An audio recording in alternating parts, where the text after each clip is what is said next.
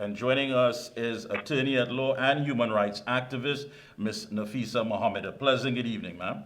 Good evening to you and to all your listeners out there. And to the Thank you, entire Father. Muslim community, assalamu alaikum, and Walaikum assalam. all the best in this holy month of Ramadan. I know a lot is taking place, and I want to thank you for taking time out to link with us this evening. Recently, you were part of a discussion hosted by the Institute of International Relations at the University of the West Indies in St. Augustine and the International Parliament for Human Rights on the theme repatriation and reintegration of Trinidad and Tobago nationals in Syria, challenges and way forward. What's the status of that? And expand on that first, please. But let me just say to you that I was just looking at tonight's news and I felt as if it's time to celebrate Eid al-Fitr 2023 because an announcement was made that today there was a meeting held with the Prime Minister and members of the Cabinet and 3 representatives from the Muslim community. And a decision has been taken to repatriate our citizens who are there in those camps in Syria and I assume in Iraq as well. So it's very, very encouraging news. It's the most significant development that has taken place. I would say for several years now with respect to this issue because it is since 2019 that I personally was exposed to some of the facts relating to this matter. And it is really an encouraging sign to know that the political will to bring them home is now being shown through the Prime Minister meeting with these representatives and a decision seemingly having been taken to repatriate these. And you're right, you've been on it for quite some time now, as you say, years. It's been quite challenging for you. Tell us, I mean, from day one, getting involved and saying, listen, something has to be done to the point now where you're hearing some good news. Just how challenging has it been? Well, I felt as if I was a sole voice in the wilderness. But thankfully, whatever it is, these families have been suffering. And the issues are so profound because at the end of the day, in my career as an attorney at law, I happen to have been trained through the International Organization for Migration. I was trained in refugee law and, other matters involving migrants and persons who are displaced. And it's an area that I understand very well. And these are our citizens who have been languishing in refugee camps in the northeastern part of Syria. And the conditions in those camps have been so gruesome, so grueling, so inhumane. So it is really, really a humanitarian crisis of immense proportion that has been existing for quite some time. When we first became exposed, I remember being invited to attend a meeting with relatives in central Trinidad. And in that meeting, we had learned about, I think it was 3 families with about 15 children. And when the first set of letters had been sent off, the word started to get around and more relatives came forward because the International Red Cross had been communicating with the families directly.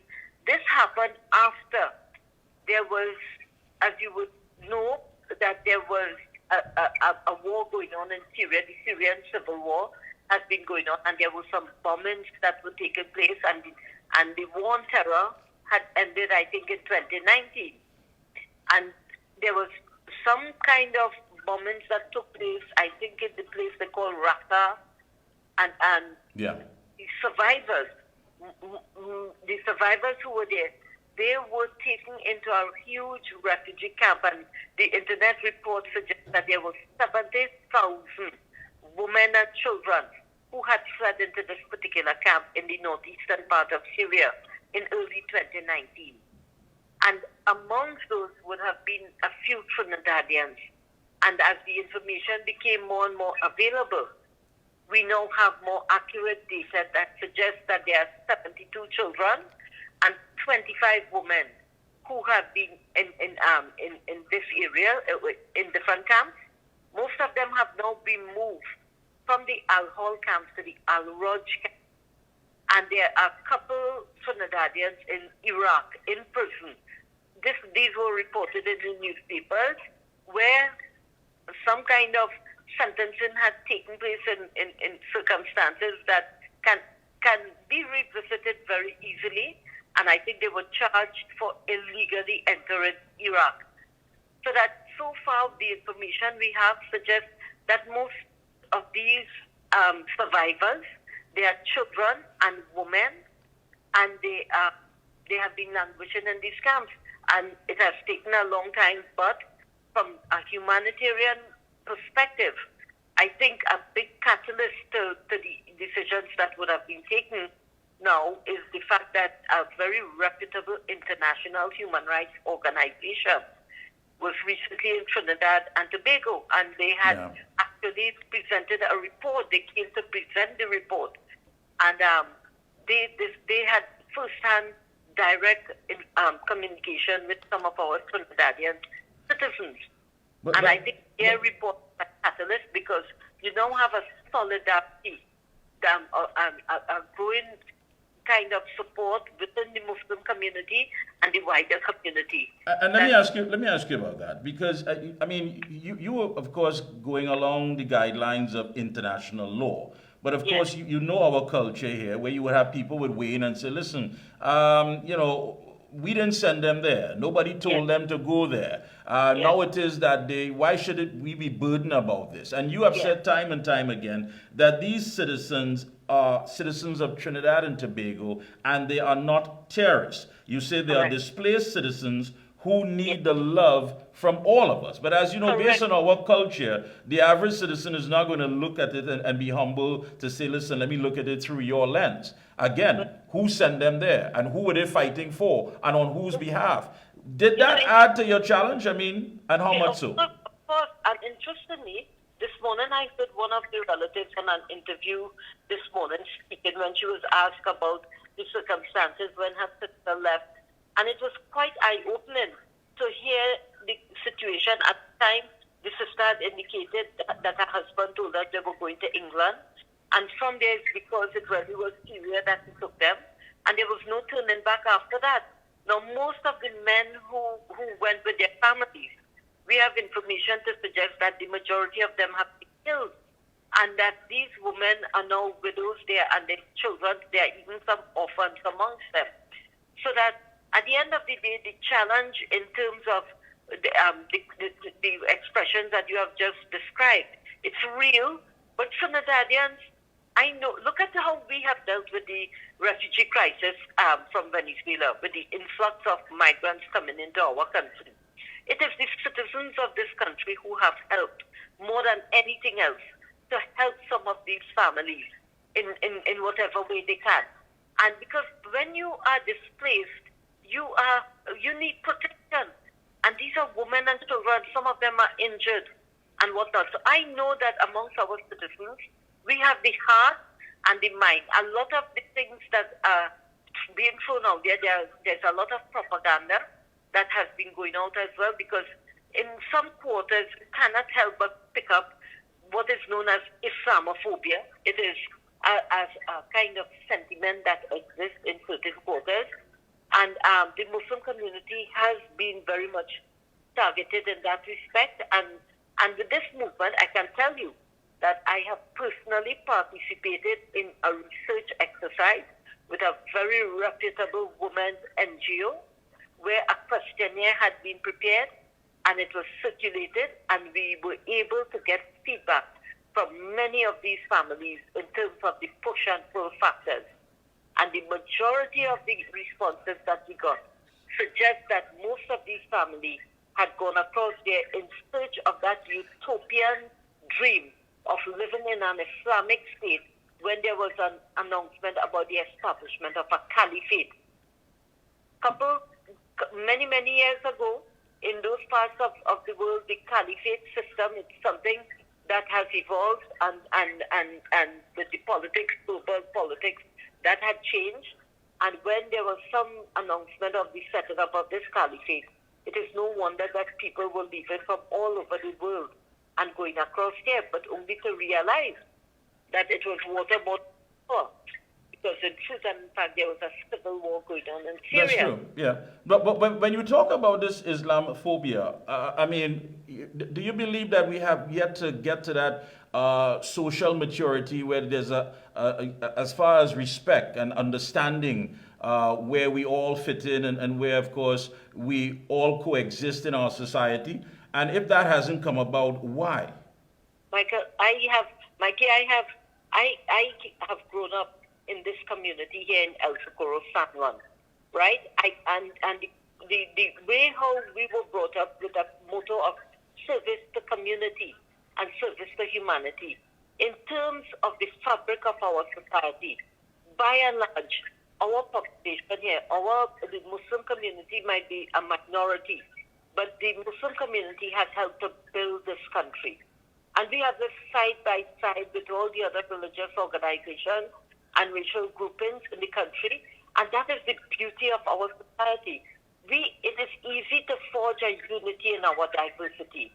And you see on this issue of the repatriation of these children and women, we have a golden opportunity to develop a model for the repatriation and more so the reintegration process that can be replicated in other parts of the world. And here why I say that. Whereas in places in the Western countries where this narrative has been so much against these people being repatriated in their countries and things, their societies are different from ours. Our Muslim community here, you could say, is almost homegrown. From the days of probably slavery, you had Muslims on the ships, but they couldn't practice the religion. From indentureship period, and the majority of Muslims through indentureship would have been of East Indian descent coming in from the villages of India. And as time have gone by, the Muslim community has evolved. And at the end of the day, in our respective communities, there has been a harmony, a unity, a tendency to contribute and to help, a willingness to build the communities. That, and more than that, these women and children, if they are brought back home sooner rather than later, inshallah, the reintegration process that some people are talking about, we have a great asset available to us. It is said, I am sure, in the African community, there is talk about it takes a village to raise a child. We all know that. Yeah. And in our extended family in the East Indian community, the extended family is a fact of life.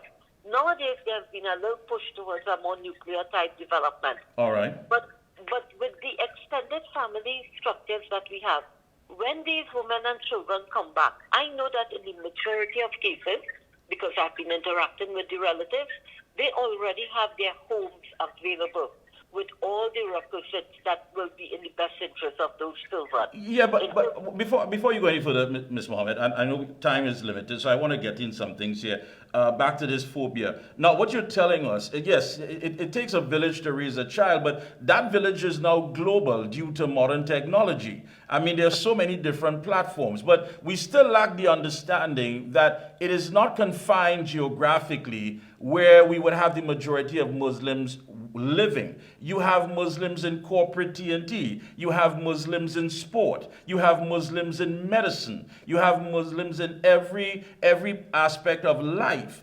And for some reason, that is not recognized because of the lack of our social maturity. For example, I worked at a radio station at one point in time, and the boss said, listen, you guys did well. I want you to order pizza. And somebody was assigned to order pizza, but not taking in consideration. No, I don't eat pork. I don't drink alcohol. Now, I'm not a practicing Muslim, but I respect and embrace the doctrine. However, there were brothers and sisters there who were practicing Muslims. And one would think that you would ask, or at least have some sort of, basic information that if you're ordering, you don't order everything with pork on it. I mean, so understanding that it takes a village, we're not confined to that village. I mean, all of us, we move around. We're in different aspects of life. But where do we get to that understanding that if you're in corporate T&T or any place working, that at a certain time on Friday, our Islamic brothers and sisters need time off to go and pray? Have we gotten to that point, that level of understanding, or are we still stuck behind the 8 ball with that ignorance and still confined to it? Mikey, can I say this? We Go ahead. were making considerable progress because when I worked in the government years ago, I recall some cases coming up with persons who wanted time off to go and perform the Juma, whether they should be allowed in the public service and whatnot. We came a very long way from those days to where it is generally allowed. But I find that in recent times, we seem to be regressing a bit. And there's a level of intolerance and, you know, the kind of harmony that we had enjoyed in years gone by when we called ourselves a rainbow society and whatnot. Somehow I find that we have become very polarized, or we are regressing in terms of the gains that were being made. And this is a golden opportunity. You see, for the sake of these children and women, we have an opportunity to do some introspection and try to regain that glory that we had, where we could have really lived side by side with each other and live together in peace and love and harmony. And I think we can do it. All right. These children and women, when they come back, I want you to know that, I mean, even within the Muslim community, there's so much diversity. But now there's a growing solidarity because of before, people were afraid to come out and say anything about this.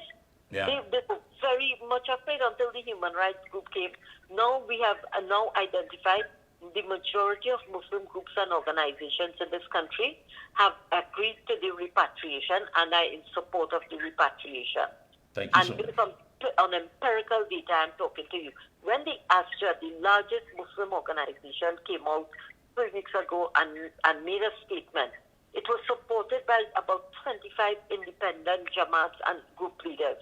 So, and now you have Nafeesa Mohammed being identified by the Prime Minister to be a link between the Muslim community and the government, together with Brother Kwesi Atiba. And today I saw former Ambassador Patrick Edwards in the meeting, and I was heartened to see him there because he's a diplomat with 40 years of experience, and to overcome some of the challenges for the repatriation, the logistics of it, I think Ambassador Patrick Edwards will be able to move mountains in a short space of time. And together, with the collaboration, these are children and young teenagers, and so we have a new child protection framework in place in this country. We have the resources, we have the institutions, but more so, we have the support from civil society to help and to collaborate. Thank you so much, Ms. Mohammed. Our time is up. Again, all the best to you and everyone in the community, and we'll be touching base sometime in the near future. Keep up the good work. And Ramadan Mubarak, everyone. To you as well. Have a good one. Thank you so much.